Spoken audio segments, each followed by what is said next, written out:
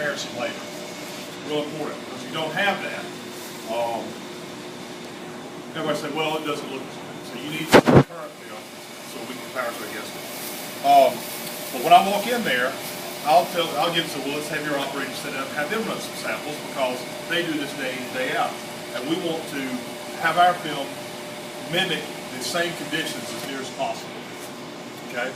When I walk in, I'll also take a look at the seal pad, see what kind of shape it's in.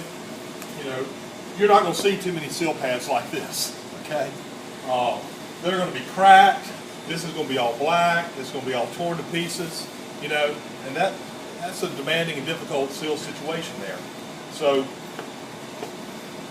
if my distributor has a good relationship with the customer, I generally carry some tape with me or something like that, or they'll have some tape supplies and say, hey, when's the last time you changed this tape? Why don't we just put some fresh tape down, okay? And get the best possible seal pad, seal environment that you can get there. Remember what I said? Nothing happens until you make a good seal. 3 things that make a seal are time, temperature, and pressure. What do you think causes most seal complaints?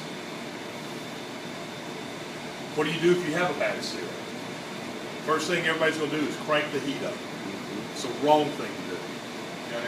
If you're getting seal breakage and everywhere, and it's inconsistent, like it's sealing good here and not here, that's not a temperature problem or necessarily a time problem. That's a pressure problem. Probably 3/4 of all seal complaints really are pressure problems, not time or temperature. Okay, so that's what I look for. You know, I'll look at the condition of the seal bar. If it's a hot knife or something, you know, get out and take a look. They're always shit. Huh? They're always shit. They always are. You know, sometimes I'll talk to the operator and say, how do you clean that? And if it's a hot knife and they've got a steel brush there, you know, try to be a nice person and tell whoever, take that steel brush and throw it out the shop. Never use steel on this. Never. I don't care who tells you that, just don't use steel. A lot of the hot knives are Teflon coated. That steel rips it right off. That steel, a steel brush will also put nicks in a hot wire or scuff up that surface of the knife. What's going to happen? That melted plastic is going to fill it in. And melted plastic there is just like a snowball rolling down the hill in wintertime. It's going to keep it up. Okay. So, I've seen guys take a bunch of film, just wad up, like Joey did that. He'll wad up a bunch of extra film and then just like run it on over the knife. This is an impulse sealer, and it heats up and cools down. So what I'll do is turn the oil up, cycle it a few times, so I can build up some residual heat in it, and then do what Joey did. Take some film and do that. And that film, this film is going to pull that film off now. Or on some equipment like this one, you have a burn off switch. You can just turn it on. And what that does is superheats the film. But I don't use that a lot because you can go through wires. Okay. All right. I've looked at all of that. I've got my samples aside. I'll give it to their operator and say, all right, make a few bags. If they say, no, you do it, put a film on and thread it. All right. Make sure you got it on, it's coming off the bottom. Center pulls like that. Yep, that's a perk wheel. Yep, yeah. Put it through the perk wheel. And here's what will happen a lot. Put it through there, you pull the film out, you put one side under the loading tray, this is the loading tray, other side on top. You pull it through like that, you get the film, kind of more or less centered, held there, pull it down, make a seal, and you think, well, I need to index it over a little bit, so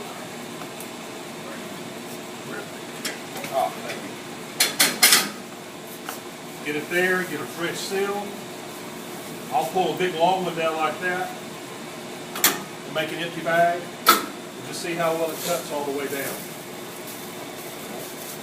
I may test the seal like that. Okay. Engage my perf wheel. Trying to make a package. Here's a common problem.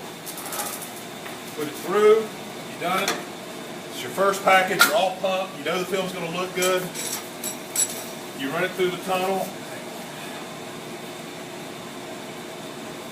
And you're thinking, man, this thing is going to look great.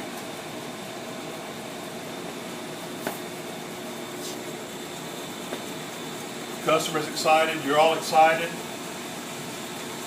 But look what happens. It comes out looking like garbage. Why? Perfs aren't in it. Exactly. It's a common problem. People thread the machine, make the first few packages, there's no perfs in it. So whenever you thread it, make sure, here's the perf, make sure you pull enough where you got it out here and you've got perfs in it so the air can evacuate.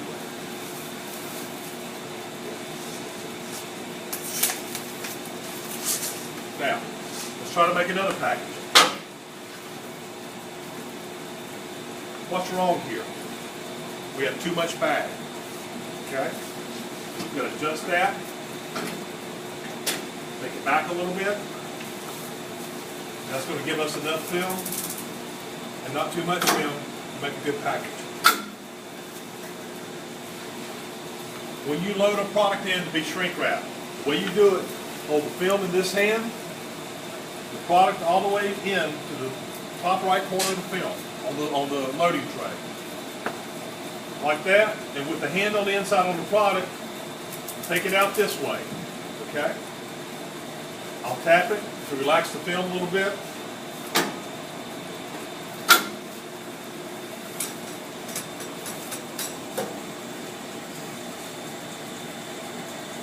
Let's see what kind of package we get.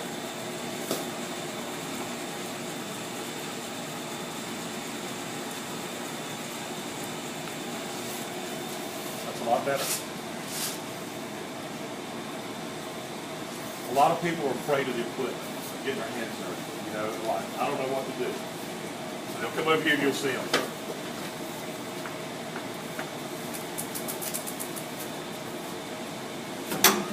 I see this all the time. I see our reps doing it.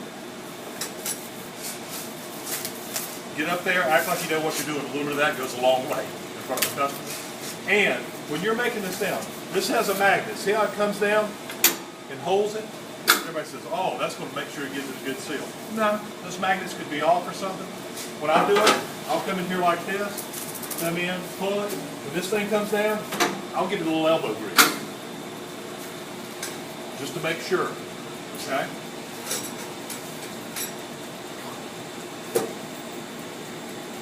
I need something inside the box so it's going in the conveyor. Power takeaway needs to go a little bit further and travel.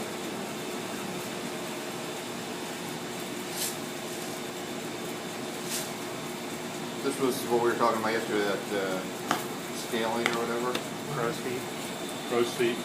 What would cause that? Just, one, this is a 307 film. Okay. It's not going to shrink down that good. Two, it's an extremely small tunnel. Okay. Do you What's need a little this? bit more time? What's this?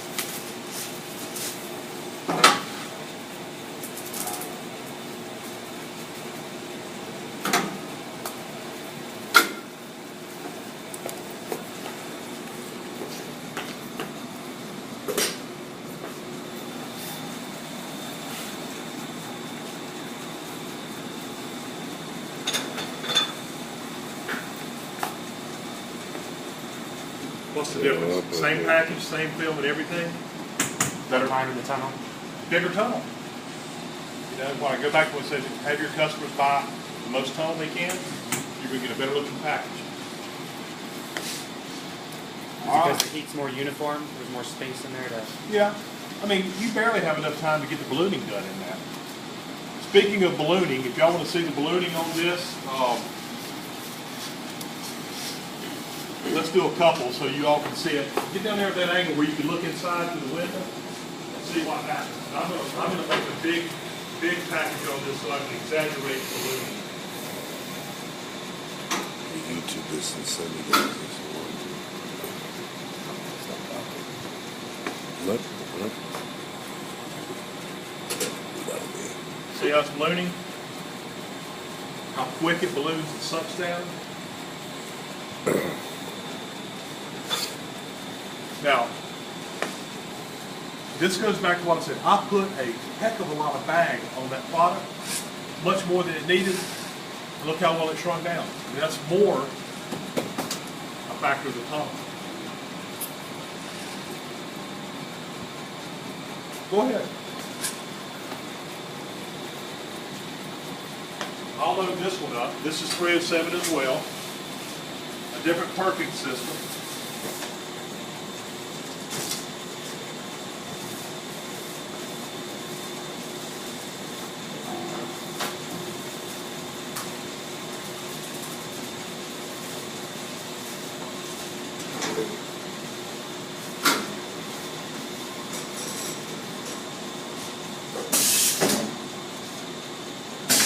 Now you notice something on this machine? We're not having to pull the handle down. Air. You just hit these two buttons. Yeah, it's a safety thing. Now when your hands can't be playing around your safety paper cutters. Grab them.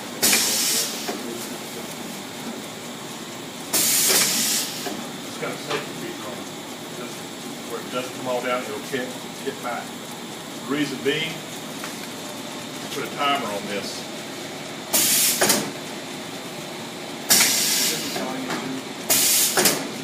See? This is where if you're doing so many packages, you can just load it and keep right on coming. The Rami switch. The Rami switch?